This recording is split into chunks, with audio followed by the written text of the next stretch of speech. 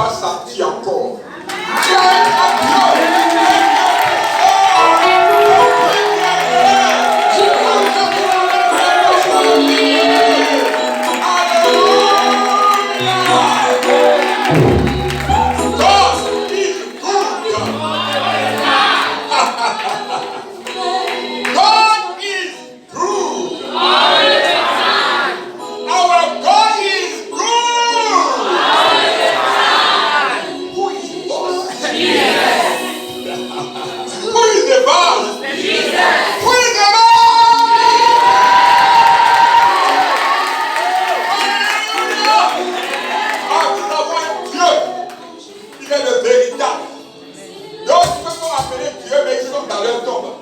Mais Jésus-Christ, lui, il est mort.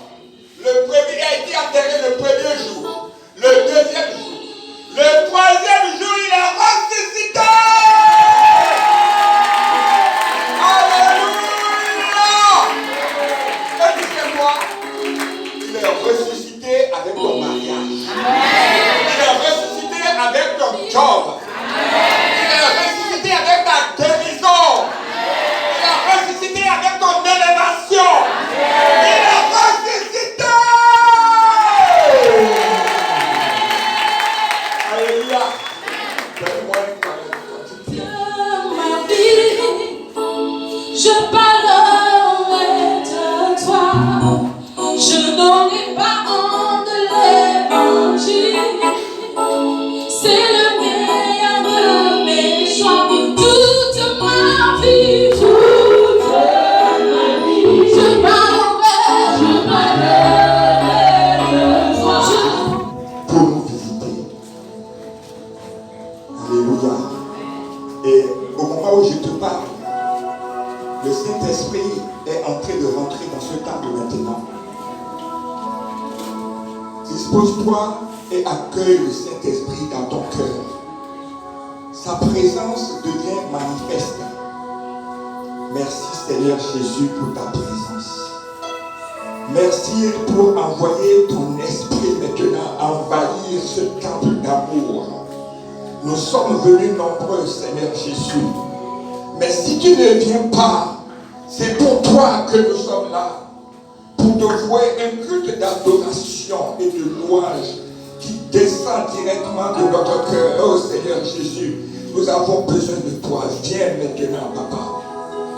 Envoie ton esprit sur nous. Remplir ce temple d'amour et touche chacun d'entre nous maintenant. Merci Jésus pour ta présence manifeste maintenant. Pour le vent que tu souffles, pour ton esprit que tu souffles maintenant sur chacun d'entre nous. Souffle ton esprit, Papa. Souffle ton esprit, oh Seigneur Jésus. Souffle ton esprit sur nous ce matin. Jesus power. Jesus power. Ta puissance. Ta puissance, oh Père, ta puissance. Nous aimons ta présence, Seigneur. Ta présence. Et rien que ta présence. Et encore ta présence. Recevez la présence du Saint-Esprit. Recevez l'onction qui vient du Père. Ouvre ton cœur. Il a dit, je me tiens à la porte et je frappe. Si quelqu'un entend ma voix et qu'il ouvre son cœur, je rentrerai, je souperai avec lui. Et lui, il soupera avec moi. Oh, Jésus est en train de rentrer dans ton cœur. Pourquoi tu ne l'accueilles pas? Accueille Jésus ce matin dans ton cœur. Reçois-le maintenant. Oh, dispose-toi et reçois-le pleinement dans ton cœur. Il est en train de rentrer dans ton cœur. Ne sens-tu pas sa présence? Ne sens-tu pas sa présence? Le Maître est ici ce matin.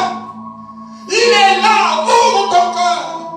Il demande que ça et il va rentrer et il va te faire du bien. Merci Jésus pour la purification, pour la sainteté que tu apportes, pour ton esprit qui nous vivifie maintenant. Merci Jésus. Reste dans cette position et assois-toi doucement. Assois, ne fais pas de bruit. Reste maintenant penché sur la parole. Parce que sa présence est manifeste. Pendant toute la parole, Jésus-Christ va te parler. Il est près de toi. Il ne va pas te dépasser ce matin. Il va te toucher. C'est pourquoi je veux que tu restes connecté. Oh, je sens la présence merveilleuse de notre Seigneur. Reste connecté et bois cette parole qui vient. Bien-aimé, j'avais décidé sur une révélation, une inspiration du Seigneur de donner une série d'enseignements sur la sanctification. Et c'est ainsi que nous avons vu l'obéissance à la parole de Dieu, nous avons vu l'intégrité, nous avons vu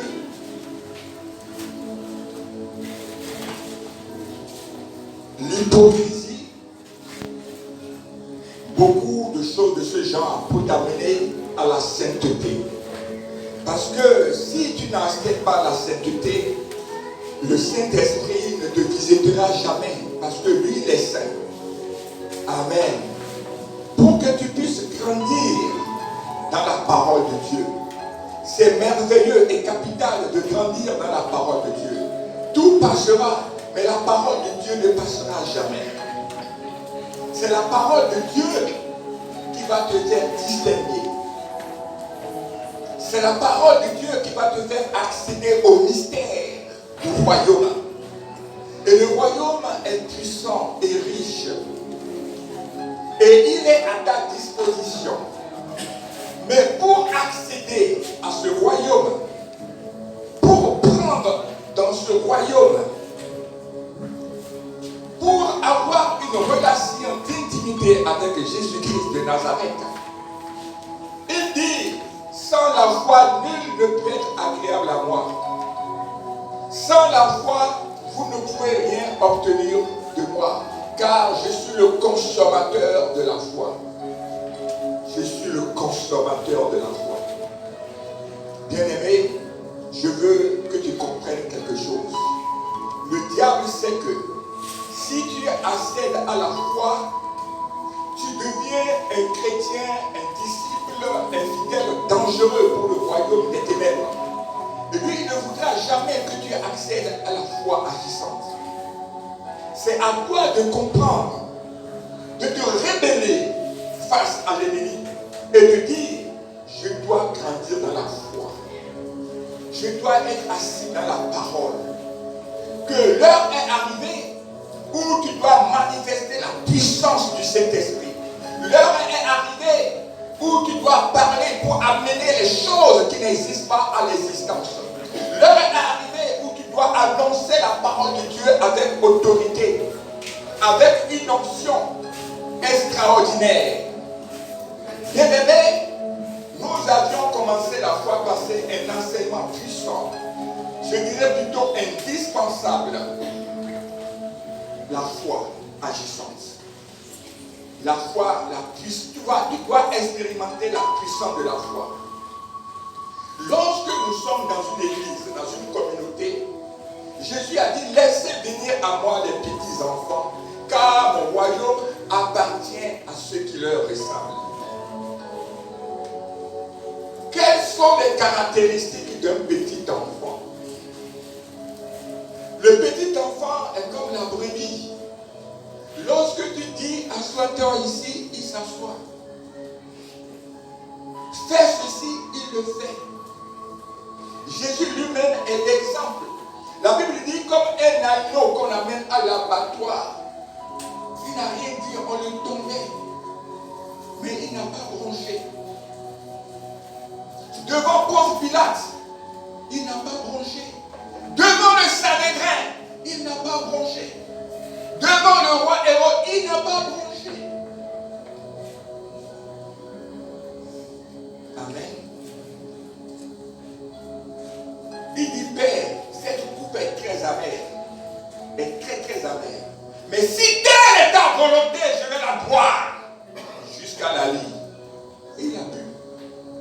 Mais pourquoi aujourd'hui sommes aussi des petits enfants de Jésus, nous ne pouvons pas être obéissants quand on nous appelle à la parole de Dieu. J'ai dit ici la semaine du dimanche passé que la foi est un enseignement capital. Et je l'ai démontré par des versets que sans la foi, tu n'as pas commencé le christianisme. Sans la foi, tu n'as droit à rien. J'ai démontré que c'est la monnaie du ciel. Et que le CFA, le pesetas, le yen, le dollar, l'euro, le CFA ont son importance. Et j'ai demandé ici si sans l'argent, est-ce que quelqu'un peut vivre encore sur cette terre? Tu n'as pas d'argent. Est-ce que quelqu'un peut vivre sans argent aujourd'hui sur cette terre? Hein? C'est pas possible. Tu dois acheter pour manger. Si tu vas au marché prendre la marchandise de quelqu'un, mais ils vont t'amener à la marque à gagner, tu ne vas pas sortir, ils vont te tabasser. Peut-être qu'ils vont te tuer. Il faut que tu donnes l'argent pour avoir la nourriture. Tu donnes l'argent pour te loger, ma fille, c'est ça? Tu donnes l'argent pour quoi encore? Te déplacer. Tu donnes l'argent pour tout faire. Sans argent, dans le monde physique, tu ne peux rien faire. Tu vas mourir. Tu vas dormir dans la rue. Tu ne vas pas t'habiller. Parce que l'habit, on achète. Est-ce que tu peux marcher nu dans la rue? Comment on dit fou en Doula? Hein? Facoteur. On va dire que tu es facoteur. On va dire que tu es facoteur. Est-ce que tu comprends? Tu ne peux pas vivre.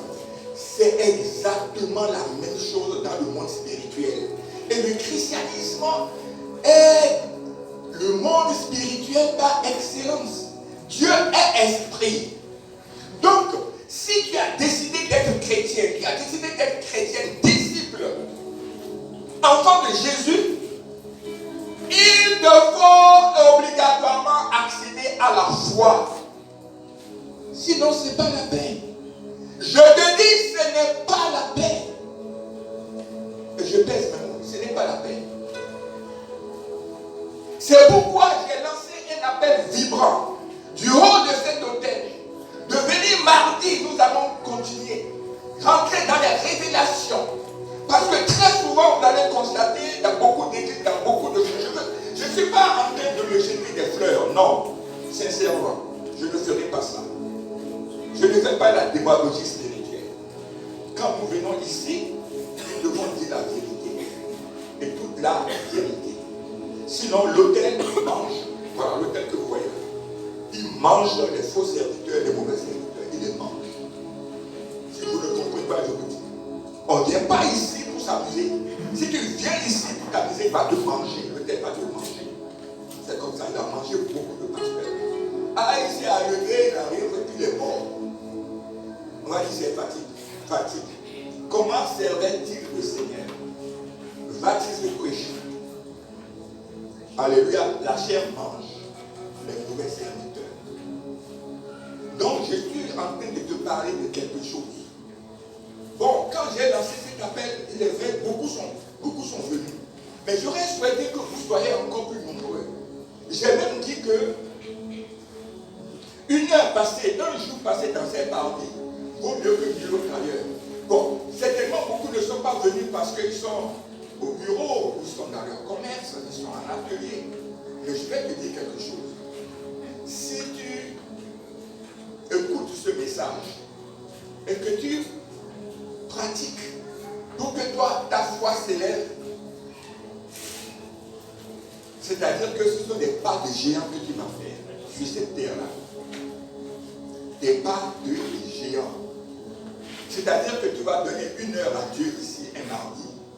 Et lui va te faire gagner des années de bonheur, de richesse, d'abondance et de meilleures relations avec ton Père.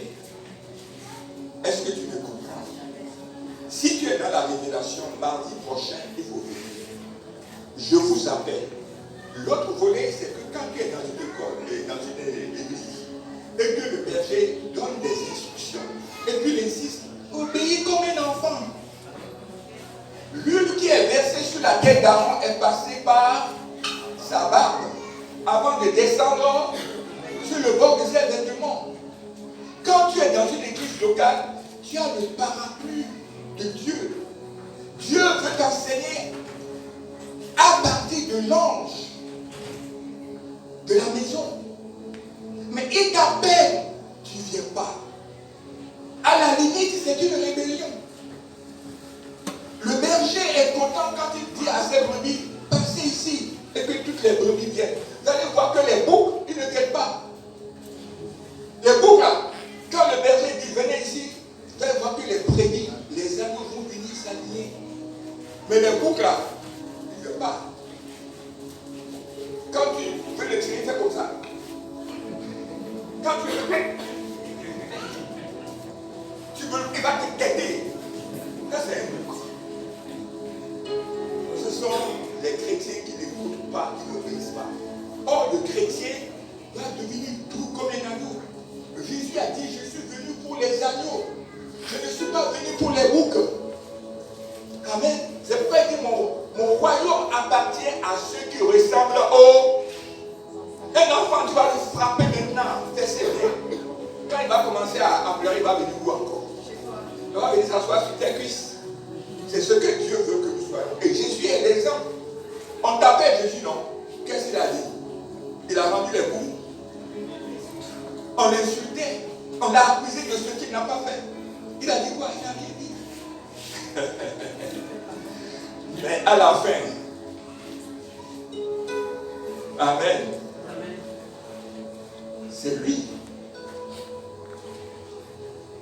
qui est le roi des rois, le Seigneur des seigneurs. C'est à partir de son nom qu'on compte le temps. Alléluia. Je voudrais que tout le monde vienne mardi pour l'enseignement sur la foi. Si tu as manqué des enseignements, ça, je t'exhorte. Je ne t'invite pas.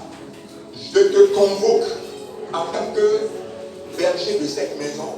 Je te convoque. C'est une convocation que je vous envoie. Ce n'est pas une invitation. Tu peux faire des sacrifices pour venir. Je serai encore meilleur. Sacrifie-toi. Affronte les embouteillages. Si tu veux, ferme un peu tôt ce mardi ton magasin et viens écouter le message de la foi. Mais si tu acceptes la foi, c'est peut-être 10 autres magasins que tu vas ouvrir. C'est ce que vous ne comprenez pas. Jusqu'à quand le diable va m'attraper ton intelligence? Jusqu'à quand les ténèbres vont envahir ton esprit? Révolutionne-toi. Dis au diable, à partir d'aujourd'hui, je ne te suivrai plus. Je n'écouterai plus ta voix. Hors de moi. Jusqu'à quand tu vas prendre l'autorité et parler à Satan? Je te convoque où tu es maintenant, mardi soir, pour venir. Parce qu'il y a des choses, on peut vous faire des démonstrations qu'on ne peut pas faire dimanche. Amen.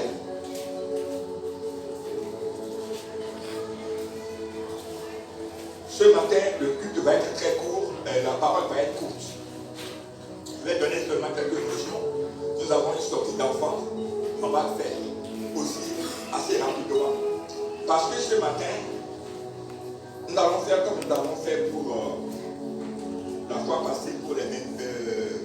On a fait combien de jours de jeûne de prière? 14 jours de jeûne de prière. Ce matin encore, j'ai décidé que nous sortions pour distribuer un peu les flyers.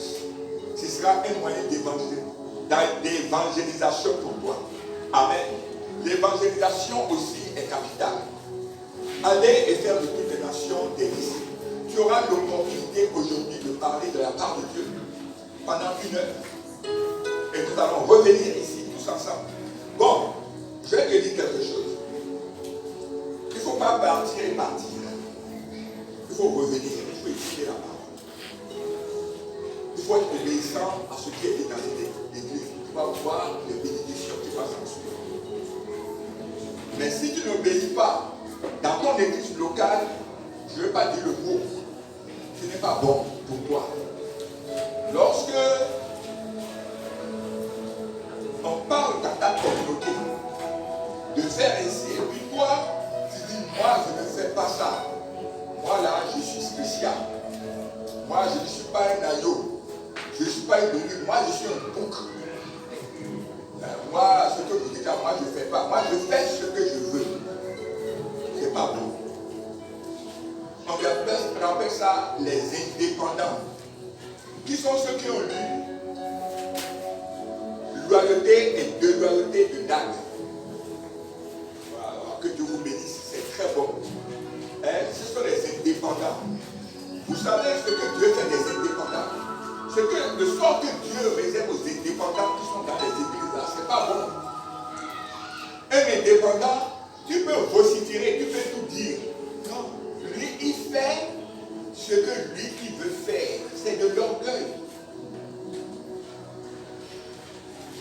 Ils ont une très haute opinion d'eux-mêmes. Or, Jésus dit qu'il résistera aux orgueilleux.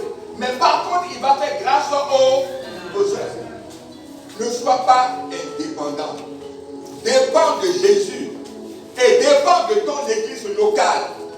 Et tu vas voir que c'est extraordinaire, c'est bon. Alléluia. Dieu résiste aux orgueilleux. Évite l'orgueil. Dieu, non, il résiste aux orgueilleux. Dieu veut que tu sois petit enfant. Que tu vois tout le monde supérieur à toi-même. Que lorsqu'on t'insulte, tu bénis. On t'insulte, tu bénis. Tu arrives, on est en train de parler de toi, tu souris. Et tu lui dis non, c'est ça. Venez à l'église. Venez, on va chanter des cantiques pour Dieu. Il cherche à te flinguer par tous les moyens. Mais chaque fois que tu as l'occasion, tu lui fais du bien. Ah, il va dire, mais lui là, il est comment? Tout ce qu'on fait là, il ne sent pas. Et tu vas dire non, je vais lui ressembler. Amen.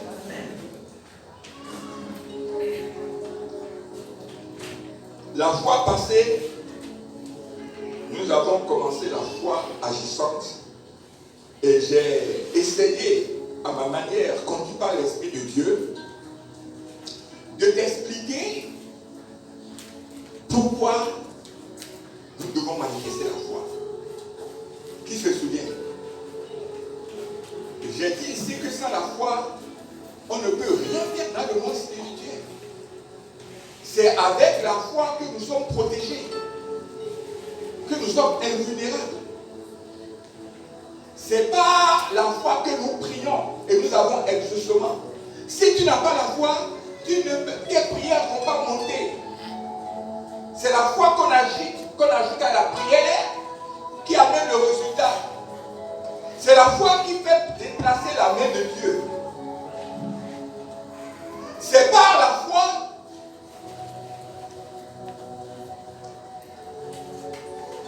que tu amènes les choses qui n'existent pas à l'existence. C'est par la foi que Dieu passe par toi pour faire des miracles, pour faire des choses surnaturelles. Est-ce que tu comprends? Je vous vais donner des exemples ici. Et Dieu ne fait exception de personne, il va faire avec toi. Ce matin, nous allons progresser. J'ai dit que j'ai démontré que la foi est nécessaire et indispensable pour affûter et pour ton désir de vouloir accéder à la foi. Et puis après, j'ai dit, nous allons définir ce que c'est que la foi. Et puis après, comment on fait pour acquérir cette foi-là? Et comment on fait pour l'entretenir et même la développer? Et maintenant, comment on travaille avec cette foi-là? C'est pas merveilleux ça? Et ce sont des révélations puissantes. Je ne suis pas en train de me jeter une fausse gloire. Non. Dieu n'a pas donné certaines révélations à tout le monde. Il donne telle révélation à tel homme de Dieu. Il donne telle révélation à tel homme de Dieu. Mais il donne telle révélation à telle personne. Moi, je peux me glorifier parce que Dieu m'a donné donner des révélations sur la foi. Que j'ai soif de te communiquer. Amen. Amen. Et si tu ne crois pas, nous allons passer à la démonstration. On va démontrer. Ouais, on va démontrer. J'aime Paul. Paul dit, mon évangile, ma parole n'est pas basée sur de vaines paroles, des discours vains, mais sur une démonstration de puissance. Nous pouvons passer à la démonstration. On n'a pas commencé aujourd'hui, on a déjà commencé à démontrer. Cette fois-là, il y a beaucoup de témoignages derrière. Mais Dieu peut faire encore mieux. Alléluia. Donc, sans plus tarder, nous allons prendre nos Bibles. Nous allons lire Marc 11, 12 à 14. Marc 11, les versets 12 à 14, s'il vous plaît. Vous m'arrêtez pour que je sois arrivé au maximum à 25. Je dois arrêter. On va faire sortir d'enfants. Ok? Et puis on va partir. Et puis on revient parce que, bon, je ne voulais pas te dire, mais quelqu'un m'a soufflé que cette sortie d'enfant là, on va manger caviar. Il y a foie gras. Et puis, il y a champagne. Ah! Non, tu ne vas pas manquer ça. Non. Tu ne vas pas manquer.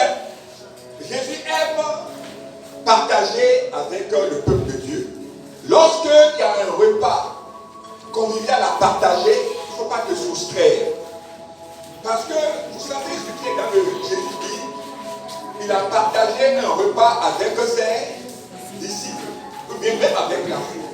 Lorsque je vais venir dans ta maison, je vais souper avec toi et toi avec moi. Quand nous mangeons, même dans le monde physique, on dit, mon ami avec qui on mangeait, il partageait ma table, a levé le talon contre moi. Vous n'avez jamais entendu ça? Quand nous partageons le même pain, le pain dit l'agapé. Agapé, c'est manger ensemble. Agapé veut dire amour. Amour sincère. Amour qui ne tient pas compte des turpitudes de ce monde-là. On dit que c'est le manger. Quand vous mangez avec quelqu'un ensemble, c'est une communion. Est-ce que vous comprenez? Donc quand on dit qu'il y a une communion, une partage fraternelle dans l'église, je dois dire non, moi je suis pressé, moi je dois partir. Il ne faut pas être plus pressé que le temps. Alléluia. Parce que dans ce repas fraternel, vous savez ce que Dieu dit? Il dit que lorsque nous sommes ensemble là, c'est là qu'il descend la bénédiction. Vous ne connaissez pas? Nous sommes ensemble, il dit c'est là. Moi je connais une de mes filles ici, je ne vais pas nommer son nom. Il aime beaucoup les partages. À chaque occasion, il faut qu'il appelle pour qu'on mange quelque chose. Amen. Si tu as les moyens, appelle des gens avec qui tu dois manger. Mais il y a certaines personnes, quand ils veulent manger, quelqu'un vient, il cache la nourriture. C'est pas bon. Parce que la nourriture que tu manges là, après, c'est pour aller au petit coin. N'est-ce pas? Mais quand tu partages avec quelqu'un, c'est pas agréable ça. Il y a un partage fraternel. On va manger, on va boire. Parce que Dieu nous a donné un enfant exceptionnel. Et c'est une joie. Quand le royaume grandit, c'est une joie. Amen. On va manger, on va boire. C'est ça, non? C'est ça? C'est ça? Tu es d'accord avec ça, non? Bon, si quelqu'un est d'accord avec ça, il n'a qu'à acclamer le Seigneur. Bon, tu as acclamé, non? Donc tu vas rester pour manger. Alléluia. Bon, alors, on a vu le verset. Le lendemain, après qu'ils furent sortis de Béthanie, Jésus eut faim. Il faut bien me suivre, on ne va pas durer. Apercevant de loin un figuier qui avait des feuilles, il alla voir s'il trouverait quelque chose. Et s'en étant approché, il ne trouva que des feuilles, car ce n'était pas la saison des figues. Vous savez que les primeurs, il y a des saisons, il y a mangue, Il y a des saisons, il y a papaye. Il y a des saisons, quoi, il y a goyave. Ou bien orange. Tout le monde sait ça, non? Mais si ce n'est pas la saison, il n'y a pas de fruits sur l'arbre. Nous sommes d'accord.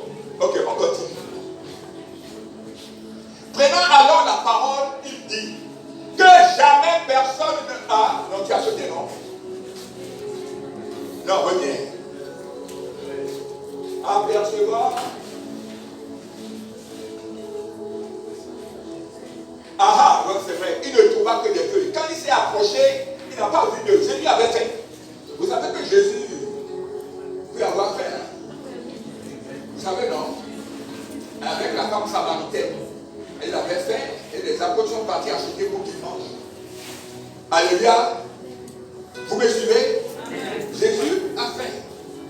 Jésus a envie de dormir. Pourtant, il est Dieu. Et il s'est fait homme.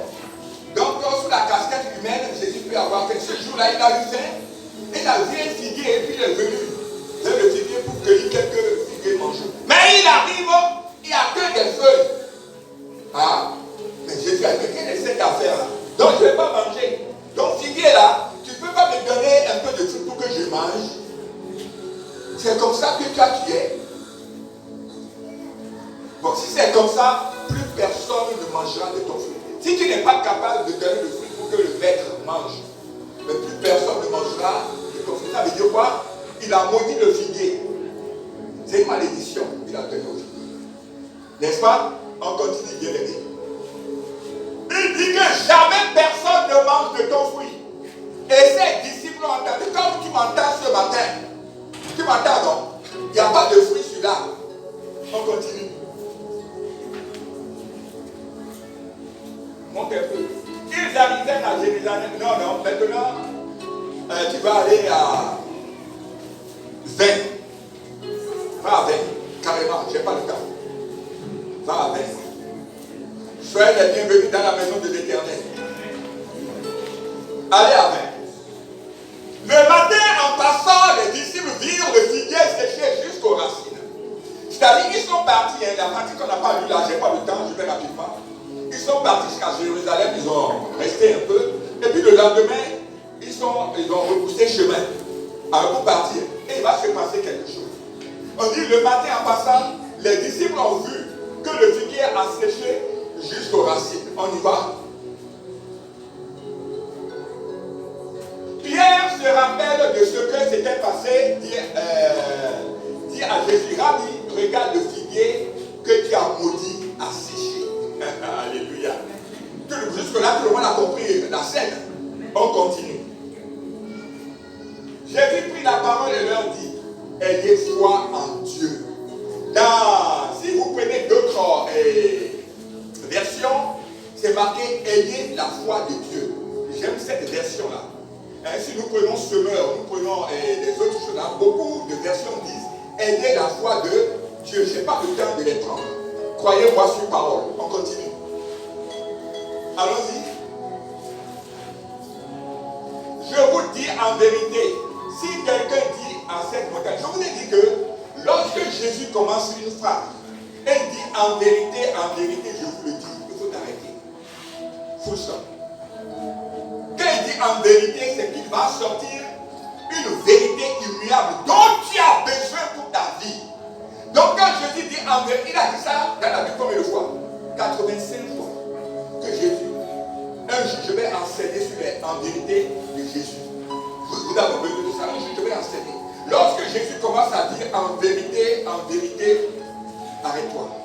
Pour bien comprendre ce qu'il veut dire, c'est bien pour toi.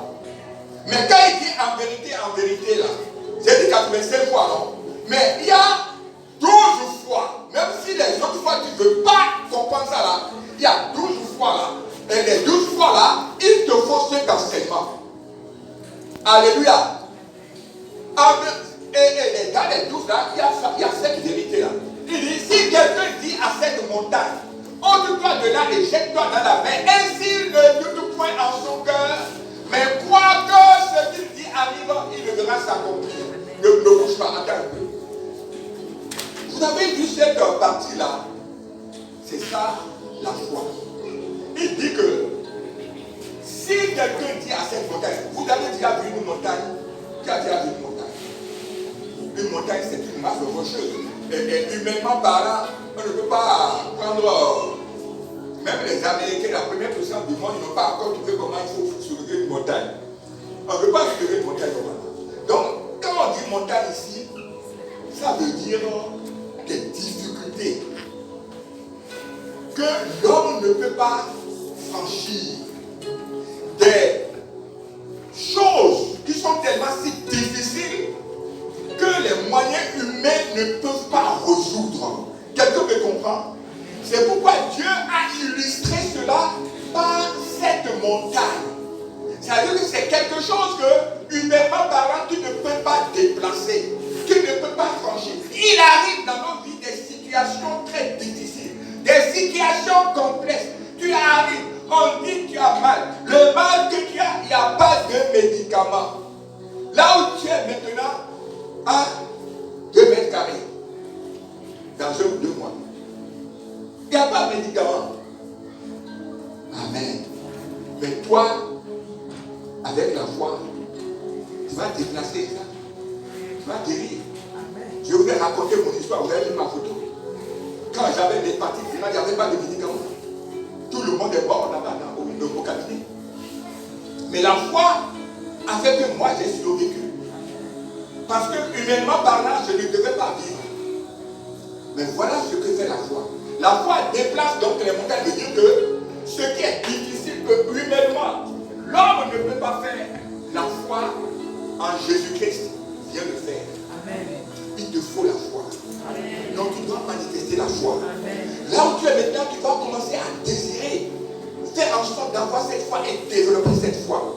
Pour commencer à opérer dans le monde surnaturel et à amener des choses qui n'existent pas à l'existence. Mais cela est possible. C'est pour ça que tu es chrétien. Non seulement pour toi, mais pour ton voisin, mais pour ton prochain, pour tes enfants, ton époux, ton épouse. Évidemment pour l'église, bien sûr. Alléluia. On y va. Ôte-toi de là et jette-toi dans la mer. Et il va obéir. La foi va déplacer cela. Mais il ne faut pas que tu doutes. C'est cet enseignement qui va faire que tu ne vas pas douter. Et quand ta foi va s'intervenir, car la foi vient de ce qu'on entend, et ce qu'on entend vient d'où? De la parole de Dieu. Romains 10, 17, c'est ça? Et puis, la foi vient aussi de ce que tu regardes. Si du matin au soir tu passes le temps à regarder une film pornographique, ta foi ne va pas grandir. Oui. Si du matin au soir tu vois, il y a certains films là que je vois maintenant sur le net là, ce sont des abominations. Alors tu passes le matin au soir à regarder ces genres de films là, ça va corrompre ton intelligence. Ça détruit même le peu de foi que tu as. Nous les chrétiens, on n'entend pas tout. On ne regarde pas tout. Amen. Mais crois que ce qu'il dit arrive, il le donnera sa peur. Crois là, c'est ce croix là qui est là, qui est la foi. Monte un corps. Monte un corps. Bon, ok, bon, laisse. Amen. Alors, donc, j'ai déjà fait une observation de ce passage pour simplement vous dire que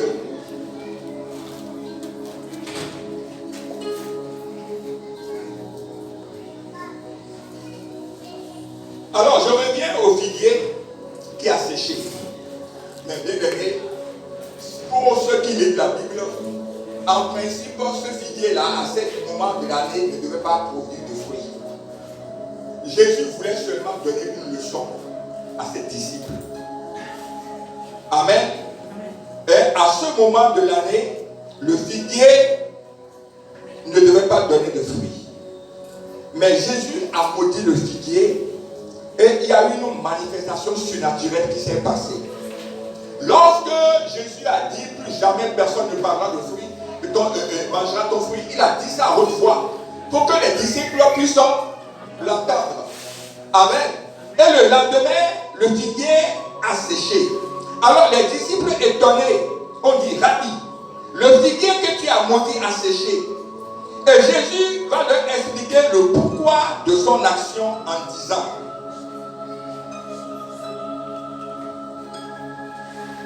le Seigneur leur a dit à ses disciples exactement ce que je vais vous dire maintenant. Je vous avais déjà dit que le figuier ne devait pas porter de fruits. Jésus même voulait leur donner une leçon sans laquelle ils ne peuvent pas continuer la mission de Jésus-Christ. Il voulait leur donner une leçon pour que des personnes puissent continuer son œuvre. Parce que pour continuer l'œuvre de Jésus, sans la foi, personne ne peut le faire. Il fallait qu'il donne cette leçon-là aux disciples. Mais aussi à toi et à moi aujourd'hui, parce que nous sommes aussi les disciples de Jésus.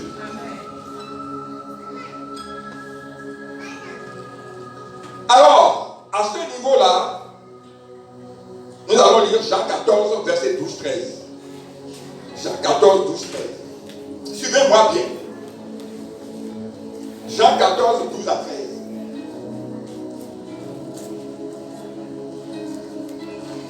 Jean 14, 12 à 13.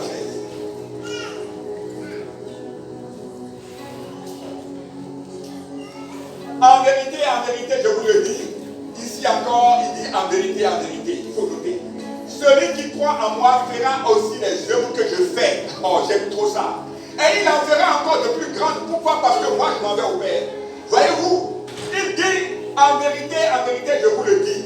Celui qui croit en moi, celui qui a la foi en moi, celui qui a la foi de Dieu, fera les œuvres que moi j'ai fait sur la terre. Jésus-Christ a fait son ministère pendant combien? 3 ans et demi. Mais pendant ces 3 ans et demi, Jésus a fait quoi? Qui connaît que Jésus a fait? Jésus a fait quoi? Il a ressuscité Lazare. Il a guéri les malades. Il a fait lever les paralytiques. Il a donné la vue aux aveugles. Il a ressuscité les morts. Il a multiplié le pain. Il n'a pas multiplié le pain. Jésus a fait des miracles extraordinaires. Mais Jésus te dit, quand vous lisez la Bible, bien aimé, tu fais attention. Il dit que toi qui es en face de moi, toi que je regarde là, il dit que tu feras ça. Toi là, qui es là, tu feras ce que Jésus a fait. Amen. Mais c'est pas tout. Jésus dit que tu feras plus que lui. Il a tout fait pour que toi tu puisses faire plus que lui. Pourquoi? On va voir maintenant. Montez un peu. Parce que je m'en vais au Père. Parce que lui, il dit que toi, quand tu es là, que tu vas faire ces trucs-là, lui sera près du Père. Jéhovah, Adonai, Elohim, Yahvé, El Shaddai, Dieu Tout-Puissant. Moi, je serai là pour t'aider. Ah Dieu, c'est ton fils Christ. Il veut ouvrir les yeux d'un aveugle là. Et vous permet ça. Il fait comme ça et met la main sur les yeux de l'aveugle là. C'est juste. Parce que Jésus est là-bas pour appuyer cela. Acclame Jésus. Alléluia. Et tout ce que vous demanderez en mon nom, je le ferai, afin que le Père soit glorifié dans le Fils. Est-ce que vous voyez? Il faut noter ce verset-là. Il faut noter ce verset. Jean 14, 12 à 13. Il te faut ce verset-là que tu vas méditer. Jésus dit que si tu as la foi, ce que lui a fait sur la terre là, c'est petit. Toi, tu vas faire plus que ça. Ça doit rentrer en toi. Tu dois croire cela. Il faut que ta condition spirituelle change, bien-aimé. Et ça peut changer ce matin. Ce n'est pas demain après, ce n'est pas compliqué. C'est une question de prise de conscience. Jésus te dit que ce que lui a fait pendant ces 3 ans et demi sur cette terre-là, toi tu peux faire ça. Et bien que toi tu vas faire plus que lui parce que pendant que toi tu vas essayer de le faire, lui il est assis à la droite du Père.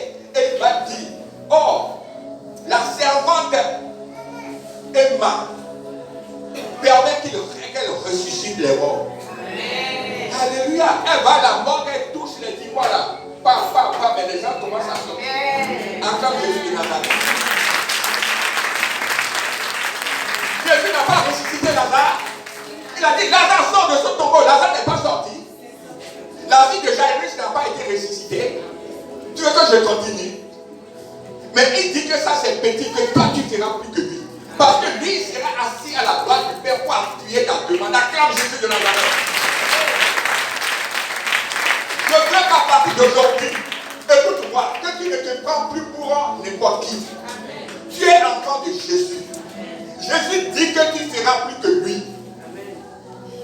Et puis il a dit quoi? En vérité, quand Jésus commence à te dire en vérité, full stop. Stop. Mets un arrêt. Et commence à réfléchir. Donc Jésus voulait leur donner une leçon pour dire que sans la foi, vous ne pouvez pas continuer l'œuvre. Mais l'œuvre doit se poursuivre. Mais par toi, par moi, tu n'as pas besoin d'être homme de Dieu. Nous sommes tous appelés. En autant que nous sommes appelés, Jésus a appelé d'abord combien de personnes? 12. Il a trouvé que ce n'est pas suffisant. Après, il a appelé combien? Non. À la chambre haute, combien? Et puis après? Non, d'abord 70. Après 120. Et puis après, il dit en autant que vous êtes appelés. Parce que la moisson est. Et il a peur. Alors, beaucoup de personnes me disent, non, moi je ne veux pas être pasteur. Moi je ne suis pas. Non, tu es ambassadeur de Dieu, tu es sacrificateur. Est-ce que tu sais que tu es sacrificateur? Tu n'es pas souverain sacrificateur. Nous avons un serviteur, Jésus, à la manière de Melchisédek. Tu n'es pas souverain sacrificateur, mais tu es sacrificateur. Prends conscience aujourd'hui. Si tu m'écoutes, ne néglige pas cette parole. Il faut que cette parole commence à rentrer en toi, au Seigneur Jésus. Aide-moi un peu.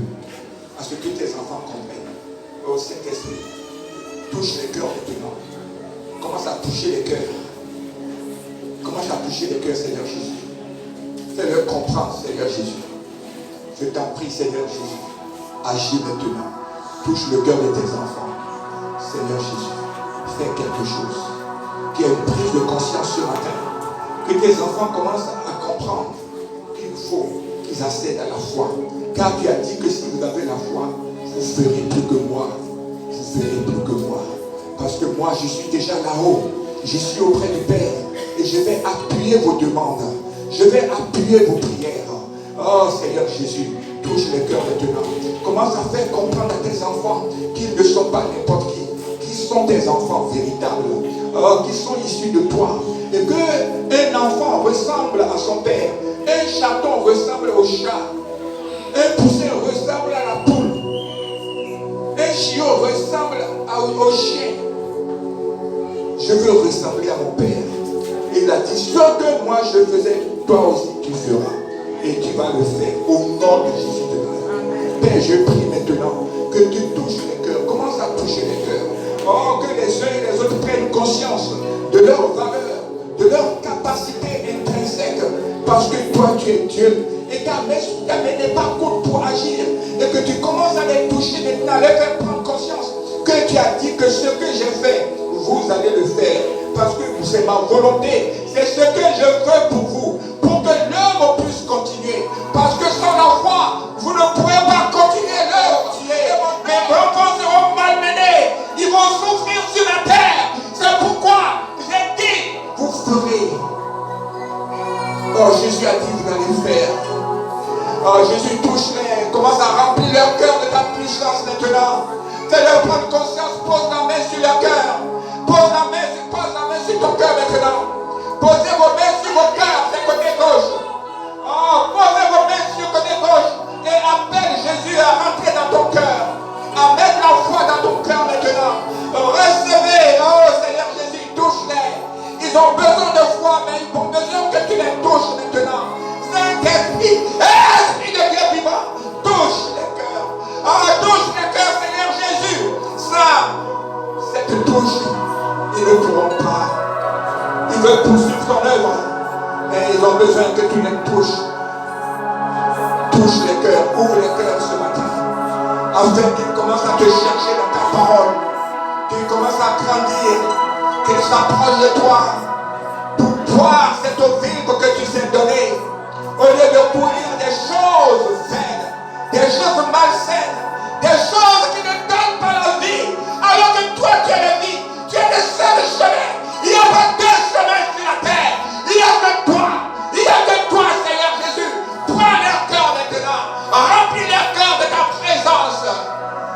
présence du Seigneur.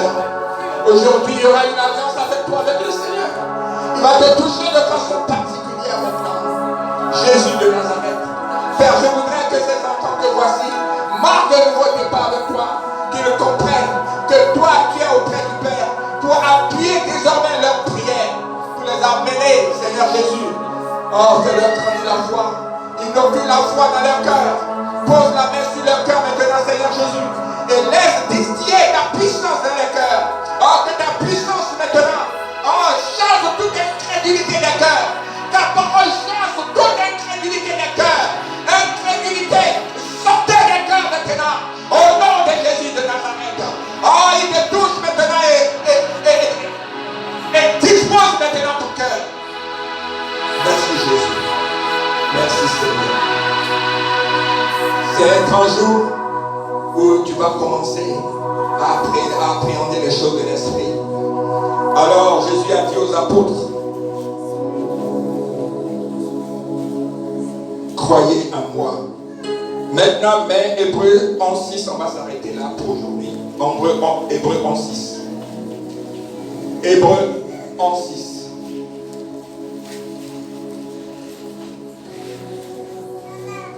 Or, sans la foi, il est impossible de lui être agréable à Jésus, à Dieu.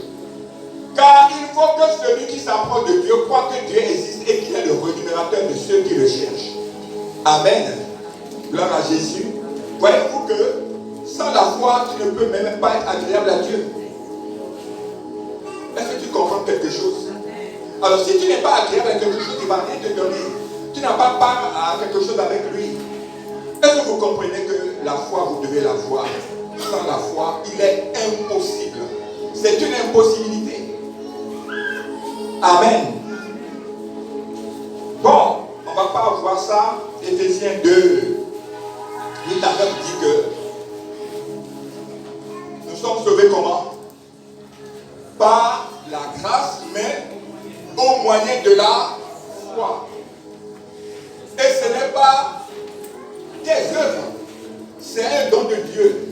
Donc sans la foi, tu ne peux même pas espérer avoir un jour de salut. Vous me comprenez? Donc Jésus voulait leur donner une leçon. Sans cette leçon-là, ils ne peuvent même pas assurer leur propre protection. Amen.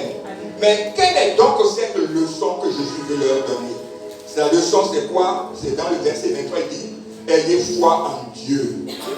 Voilà. Il dit, si tu as foi en Dieu, tu feras cela. Tu vas parler au figuier, puis le figuier va sécher. Tu vas parler aux tourbillons et ils vont s'arrêter. Tu vas ordonner. Et les sorciers qui sont derrière toi vont disparaître.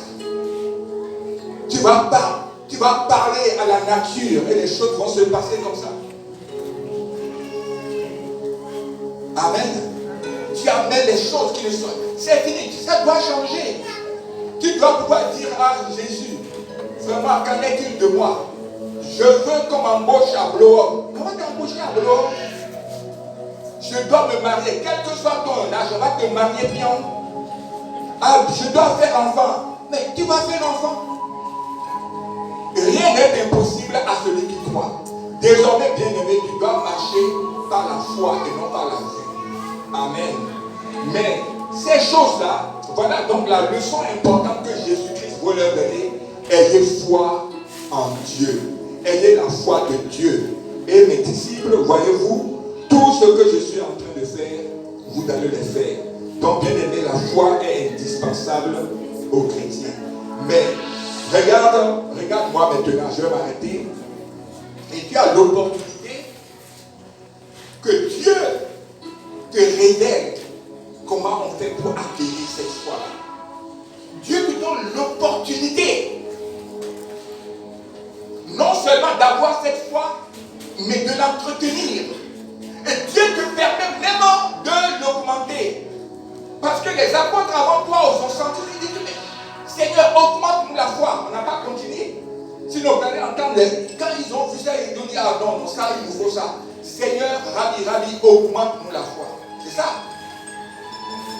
Amen. Toi aussi, tu vas crier aujourd'hui à Dieu. Et il vas augmenter ta foi. Amen. Et pour que cette foi s'augmente, il faudrait que tu l'aies déjà. Et nous avons la possibilité, la révélation nécessaire pour te démontrer comment tu vas faire de façon pratique, tangible, pour que tu accèdes à cette foi-là. Est-ce que tu peux comprendre quelque chose un jour et faire? Si tu n'as jamais rien expérimenté, si on te parle, tu n'écoutes jamais. Mais au moins tu écoutes ça. Écoute ça au moins. On te parle, tu n'écoutes jamais. On te parle, tu n'écoutes jamais parce que tu es très intelligent. Mais ça là, au moins écoute ça. Expérimente ça. Tu comprends quelque chose? Mardi, il faut venir. Ferme ton magasin. Demande une permission. Embouteillage, franchis l'embouteillage. Parce que nous allons démontrer. Dieu, il y a 3 fois, Dieu a expliqué dans la Bible comment on peut faire pour avoir la foi. Comment on manifeste la foi. C'est 3 fois dans la Bible, il a montré. Il n'a pas montré 4 fois. 3 fois. Au moment où le prophète Élie a fait tomber la pluie en direct. Il avait le soleil. Il a démontré avec Josué. Où Josué combattait faisait les combats du Seigneur. Et la nuit allait tomber. Et Jésus s'est arrêté à prier et à ordonner à la lune, au soleil, arrête-toi. Sur Gabaon. Le soleil s'est arrêté. Lune, arrête-toi sur la vallée de Jalon. La lune s'est arrêtée, ce fut le jour le plus long. Mais pourquoi Josué a réussi à faire ça? Pourquoi Élie a fait tomber la pluie alors qu'il y avait le soleil? On va t'apprendre cela. Tu lis ça tous les jours, mais tu ne comprends pas la révélation qui est dedans. Mais Dieu va te donner cette révélation à travers cet enseignement. Tu vas expérimenter et quelque chose va passer. Dieu ne fait exception de personne. Je te convoque. Non, c'est une convocation, ce n'est pas une invitation. Vous savez, une convocation, c'est obligatoire, on doit venir. Ce n'est pas une invitation, hein. J'ai dit quoi? Une convocation est encore spirituelle. Ce n'est pas une convocation du commissaire ou bien du procureur général, ça c'est rien. C'est une convocation spirituelle. L'ange de ta maison dit viens. Parce que tu dois recevoir pour basculer dans une autre dimension. Alléluia.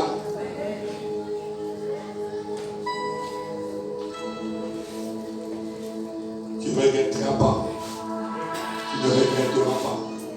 Tu ne regretteras pas. Moi, si je suis devant toi, que tu me vois là, c'est cette foi qui fait que je suis devant toi. Sinon, je serais déjà moi au moins 6 fois. Vous m'aurez déjà enterré au moins 6 fois. Mais je suis là parce que à un moment donné de ma vie, j'ai manifesté la foi et j'ai vu ce qui est dedans. Abonika, on vit aujourd'hui. Il était mort. Nous avons prié pour lui. Il vit. Joseph a survécu. Amen.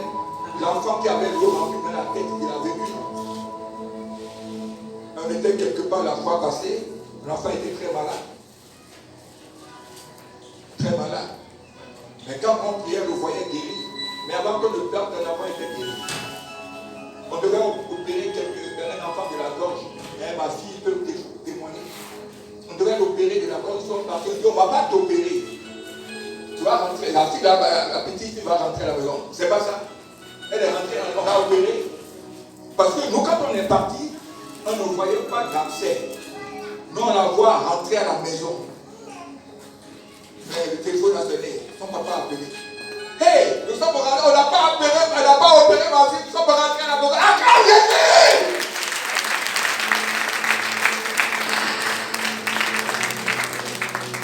Quand on opérait, c'est ce que Élie a fait pour que la pluie tombe que nous avons pratiqué. Amen. Tu vas pratiquer ce que Josué a fait pour que la lune, le soleil s'arrête. Et puis, un troisième moyen, c'est une femme qui a prié, elle avait perte de sang pendant 12 ans. Elle a prié, puis le sang s'est arrêté. Il y a il y a 3 révélations dedans. Dans cette prière. Et on va finir par Matthieu 17. Où les disciples qui sont restés en bas de la montagne n'ont pas pu guérir l'enfant lunatique que quelqu'un a amené. Et Jésus leur a dit, vous n'avez pas pu guérir cet enfant-là parce que vous ne faites pas ceci, parce que vous ne faites pas cela. On va te donner toutes ces révélations spirituelles. Et tu vas commencer à appliquer. Et tu vas voir que tes prières vont commencer, ta vie va changer. Parce que tu seras ton propre gouvernail. Tu seras ton propre gouvernail. Que Dieu nous bénisse. Et que je prie, alors on va s'incliner, je vais prier. Éternel Père de mettez la main sur le cœur, s'il vous plaît. Le cœur, c'est le côté gauche. Côté gauche. Ouais, sous le sein, un peu sous le sein. Amen. Seigneur Jésus, voici ta main posée sur le cœur, sur nos cœurs, Seigneur Jésus. Je prie maintenant que ta main miraculeuse commence à augmenter notre foi, Seigneur Jésus. Père, je prie que tu nous convaincs, tous ceux qui sont ici ce matin, que tu convaincs tout le monde qu'ils doivent impérativement accéder à la foi. Et comme les apôtres t'ont demandé, oh Rabbi, nous aussi ce matin, nous disons Rabbi, oh Maître, augmente notre foi, Seigneur Jésus. Augmente notre foi. Nous n'avons pas 2 prières ce matin. Augmente notre foi, Seigneur Jésus. Car seuls nous ne pourrons pas le faire. Augmente notre foi, Seigneur Jésus. Pour que nous puissions opérer dans le surnaturel. Pour que nous puissions appliquer Jean 14, verset 12 à 13. Parce que tu as dit que nous ferons plus que toi. Et nous sommes décidés à faire plus que toi. Seigneur Jésus, par ta main puissante, amène-nous à faire plus que toi. À opérer dans le surnaturel. Pour montrer aux profanes, aux païens, qu'ils doivent venir à toi. Merci Seigneur Jésus. Que quelqu'un me donne un amen. Amen. Oh, non, amen, là, ne le dites pas. Tu m'amènes.